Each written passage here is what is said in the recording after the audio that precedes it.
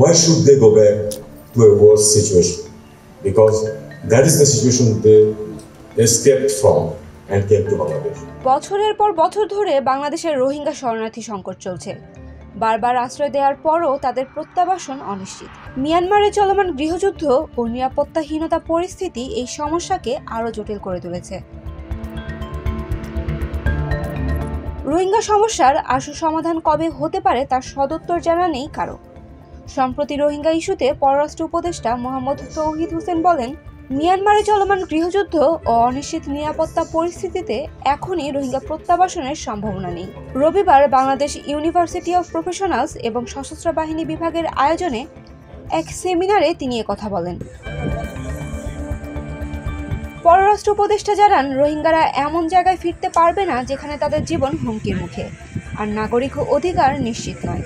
উল্লেখ্য, 2017 সালের রাখাইনে সামরিক বাহিনীর দমনপীড়নের মুখে বাংলাদেশের তৃতীয় দফায় রোহিঙ্গাদের ঢল নামে। এর আগেও প্রায় 3 লাখ রোহিঙ্গা বিভিন্ন সময় সীমান্ত পার হয়ে বাংলাদেশে আসে।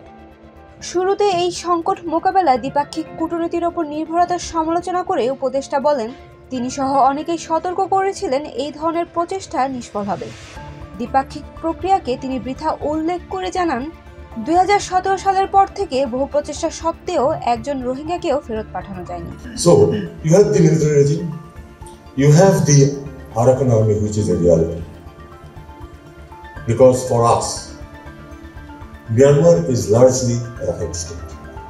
Decisions may be taken elsewhere, maybe in Nepal. উপদেষ্টা বলেন, আমরা কূটনীতি ত্যাগ করতে পারি না, কিন্তু আমাদের এই আশা ছেড়ে দিতে হবে যে শুধু দ্বিপাক্ষিক আলোচনা সফল হবে না। রোহিঙ্গা সমস্যা সমাধান করতে চাইলে যে কোনো প্রত্যাবাসন হতে হবে স্বেচ্ছায় এবং পূর্ণ নিরাপত্তা ও নাগরিকত্ব নিশ্চয়তার ভিত্তিতে। কেবল কথার ফুলঝুরি দিয়ে সমাধান হবে না বলেও জানান পররাষ্ট্র উপদেষ্টা। তিনি আরও জানান, মিয়ানমারের রাজনৈতিক বাস্তবতা গণতন্ত্র বিমুখ এবং সেখানে বর্তমানে চলছে এক প্রকৃত গৃহযুদ্ধ।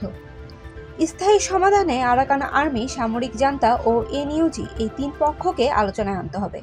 এই সংকটে দ্রুত সমাধান না হলে তা আঞ্চলিক নিরাপত্তার জন্য বড় হুমকি হয়ে দাঁড়াবে বলে সতর্ক করেন পররাষ্ট্র উপদেষ্টা। সাইমা আক্তার, ডেইলি সান।